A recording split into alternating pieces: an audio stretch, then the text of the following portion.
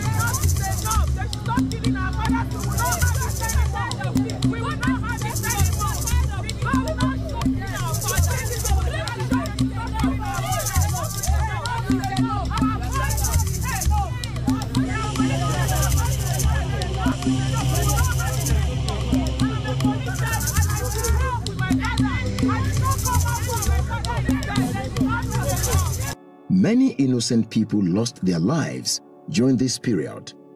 Many others suffered life-changing injuries, maimed for life, with their lifestyle disrupted emotionally, physically, and mentally. These were men who were out in search of their daily bread.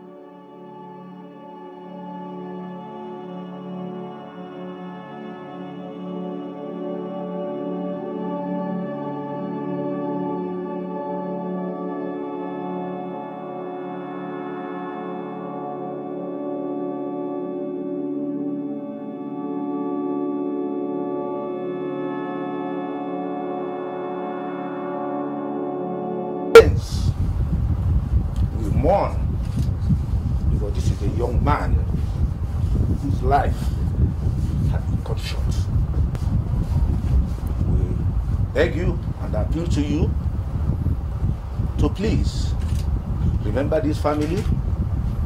The disease has a lot of dependents. The hijacked EndSARS protest and the destruction was started because of claims that military men shot down more than 52 protesters at the Lekki toll gate.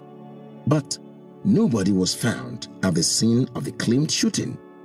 No family member, acquaintance, colleague or friend is yet to come out reporting the death of a loved one as a result of the shooting. Moving forward, experts from developed countries were called in to do a detailed and scientific analysis of the scene of the acclaimed shooting, as this was expected to bring all guilty parties to face the law and to also get justice for the people that were claimed to have been shot at Lekki Toll Gate. These experts have since sent in their reports which show that there was no massacre. To conduct a ballistic, forensic and medical investigation into the sequence of events that took place on the 20th of October 2021 at the Lekki Toll Gate in Lagos. We concentrated our investigation around the hospitals. There's a list also in the report to ascertain if at that period in time there were any, firearm-related military-grade injuries. Narrowing that time down to between 1830 and 2034, when we ascertained from video material and also from witness statements on video and also on subsequent reports that the military left the toll gate area. We then narrowed the arrival time at the hospitals from 1830. As the military arrived, imagine that the military arrived and started shooting. Obviously somebody would have been injured and that victim would have been taken to a hospital within the time frame of 1830 to 2034. So in that time frame, we picked up 4 injuries, 4 firearm related injuries. The details are here, but they're not even really significant because all of them were classified as non-military grade injuries. Even though some pictures of bodies and names of the victims that were claimed to have been shot were circulated on social media, these people have since come out to say otherwise and stating emphatically that they are alive, hale and hearty. I'm hale and hearty. There's nothing wrong with me. I'm not dead. They didn't shoot me. I wasn't shot in any way. I didn't even go out today. I was just around my estate today. There's nothing wrong with me, guys. That picture is fake. That picture was taken on a short film set, a short film I worked on not too long ago. That's a movie set, all right? I don't know how people got that picture, and started spreading it. Please, it is fake. If you find that picture or that post, and you just comment that it is fake, it's a movie set, it's not real. I'm healthy, as you can see, all right? Please, and let's know what we're posting at this time so we don't end up sending people into shock and panic. Please, I'm doing just fine. The cable news network, CNN, and others who reported that more than 58 people were killed have since backtracked from their earlier position. It has since been established that all the reports were fake and that there was no massacre as claimed. We had to plow through almost 80 medical reports and sadly, on almost all the reports that we received or that we were able to look at, all the injuries, if not down to maybe 2 or 3, or a small number, were classed as gunshot injuries. Then that gave the impression that there were lots of victims who suffered gunshot injuries, and without any reference to the medical practitioners or the hospitals in question, it did cause it for a lot of concern for us, because when we first got the reports and looked at the initial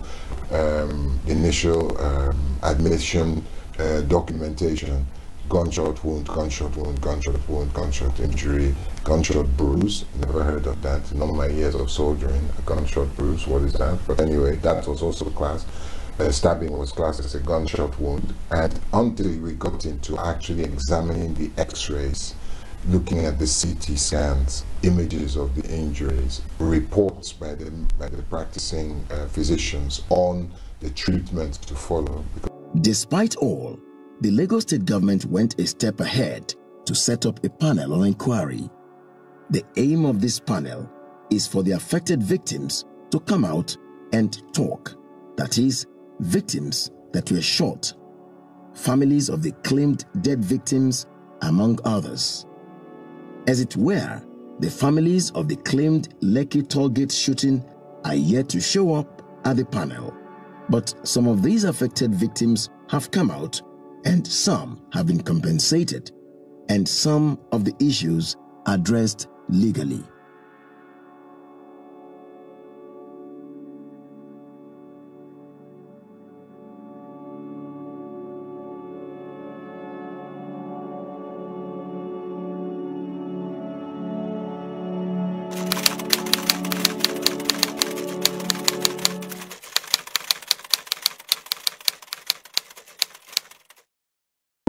Orúkọ mi ni Ganiu Kabirat Fọlákẹ́, hairdresser ni mò ń ṣe, mo dẹ̀ tún máa ń ta ọjà Otumara Market, Lagos Mainland. Ẹ̀gbọ́n mi ló gbọ́ rédíò ló sọ fún mi pé ṣé mi gbọ́ nínú rédíò pé Lagos State ń fún yàn ní nǹkan. So mo dẹ̀ click lórí ẹ̀ online, mo register, mo dẹ̀ submit everything, mo fill orúkọ bí iṣẹ́ mi àti everything síbẹ̀. Mo gba owó lóòótọ́, inú mi dẹ̀ dùn nígbà tí mo rí owó yẹn, mo dẹ̀ lọ fi ra ọjà oríṣiríṣi sígbà, àrọ̀jà tí mo rà lélẹ̀ pẹ̀lú àwọn Mondays àti boxers. Mo dúpẹ́ lọ́wọ́ LSETF pẹ̀lú àwọn tó support pẹ̀lú Lagos State fún nǹkan tó fún mi, inú mi dẹ̀ dùn, mo fi ṣe nǹkan rí, mo fi rajà sígbà. Moving forward, Lagosians are enjoined to please check out facts realistically before reacting.